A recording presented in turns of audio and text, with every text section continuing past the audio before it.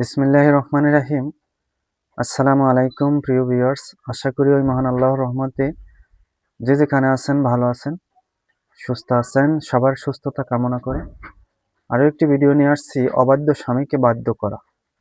অবাধ্য স্ত্রীকেও বাধ্য করতে পারবেন, অবাধ্য স্বামীকেও বাধ্য করতে পারবেন। সম্পূর্ণ পরীক্ষিত এই আয়াত যদি কোনো বোন অথবা কোনো ভাই প্রয়োগ করেন, তাই স্বামী স্ত্রীর ভিতর কখনো দ্বন্দ্ব, কখনো মনোমালিন্য, কখনো অশান্তি, কখনো ঝগড়া এটা থাকবে না ইনশাআল্লাহ। তাই সবার কাছে অনুরোধ থাকবে সম্পূর্ণ ভিডিও দেখবেন। যদি ভালো লাগে চ্যানেলটি সাবস্ক্রাইব করে একটি করে লাইক করবেন, সবার কাছে অনুরোধ রইল। সম্পূর্ণ ভিডিও যদি দেখবেন তাহলেই বুঝতে পারবেন যে ক্রিয়াটা কিভাবে করবেন। এই আয়াত সম্পূর্ণ পরীক্ষিত, এটা বহুতবার পরীক্ষিত। আজকে দিচ্ছি অনেক বোনেরা, অনেক ভাইয়েরা আসলে স্বামী স্ত্রী খুবই অশান্তিতে সারা জীবনে ঘরে একসাথে থাকে, কিন্তু সারাক্ষণ চিল্লে অশান্তি ঝগড়া লেগেই থাকে। সেরকম হয়ে থাকে, তাহলে অবশ্যই এই প্রয়োগটা করবেন। যদি আপনাদের ভালো লাগে অবশ্যই এই প্রয়োগে অনুমতি দেওয়া ইনশাল্লাহ আপনারা করবেন, আপনারা সঙ্গে সঙ্গে রেজাল্ট পাবেন। সর্বপ্রথম আয়াতটা দেখেন, এই আয়াত কি প্ল্যানে প্রয়োগ করবেন সবাই দয়া করে শুনবেন নিয়মগুলি। তারপর যদি ভালো লাগে একটা করে লাইক দিবেন, ভালো লাগবে না স্কিপ করে বেরিয়ে যাবেন।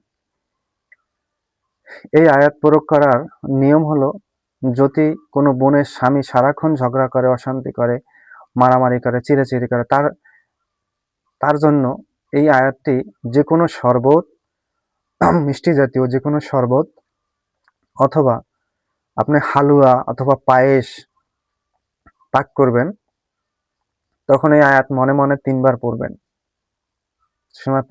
যে সময় পাক করবেন, শরবতও যদি বানান তখনও মনে মনে পাঠ করবেন।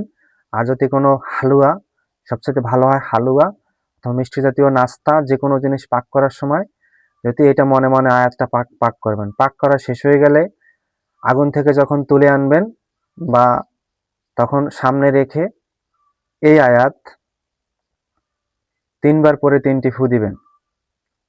3 বার পরে 3টি ফু দিবেন, অথবা 7 বার পরে 7টি ফু দিবেন।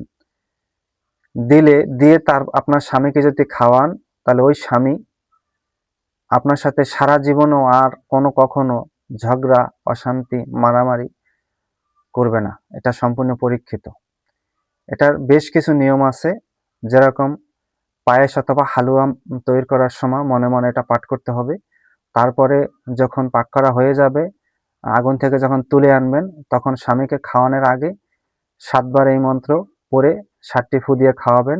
এরকম 2-3 বার করলে তারপরে 3 বার করে যে কোনো শরবতে, যে কোনো মিষ্টি দ্রব্যের উপরে পরে প্রতিবারে ফু দিবেন।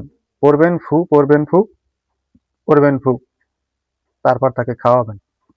দেখবেন বিড়ালের মতো পোষ মেনে গেছে। এবং কোনো বোনেরা যদি ভাইগোর সাথে এরকম করে, অনেক ভাইরাই আছে খুব কষ্টে ফোন দেয়, স্ত্রীর সাথে খুবই অশান্তি ছেড়ে যায়, তাহলে সে ভাইও একই নিয়মে করবে।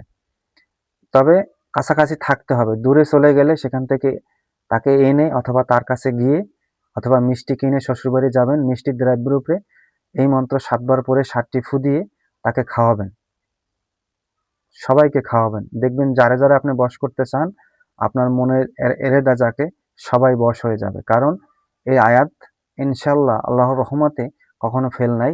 এটা স্বামী স্ত্রী বশীকরণ করার জন্য অথবা শ্বশুর শাশুড়ির জন্য অল এভরিথিং আপনি বশীকরণ করতে পারবেন নিঃসন্দেহে। আমি যতগুলো মন্ত্র, আয়াত চ্যানেলে দিয়েছি, এগুলো আপনারা পরীক্ষা করে দেখবেন। হয়তো অনেকের কাছে 2-3 বার করা লাগে। অনেক সময় আছে যেই মন্ত্র 3 বার বলছি ওটা 11 বার করবেন, 3 বার করছেন হয় না, 11 বার পরে 11টি ফু দিয়ে তারপর খাওয়াবেন। দেখবেন এইভাবে কয়েকবার করলে মন্ত্রটা আপনার সিদ্ধি হয়ে গেল, তখন আর লাগবে না। অনেক সময় আছে মন্ত্র 7 বার, বেশ কিছুবার যদি সেটা অ্যাপ্লাই করেন, পরে 3 বার করলেও হবে। বশীকরণ কাজের কিছু নিয়ম আছে, অবশ্যই গুরু ভক্তি করতে হবে, গুরুমন্ত্র জপ করতে হবে। গুরুমন্ত্র না থাকলে অবশ্যই দুরূদ শরীফ পড়বেন, দুরূদ ইব্রাহিম পড়ে যদি কাজটি করেন, তাহলে দেখবেন যে আগুনের মতো কাজ হচ্ছে।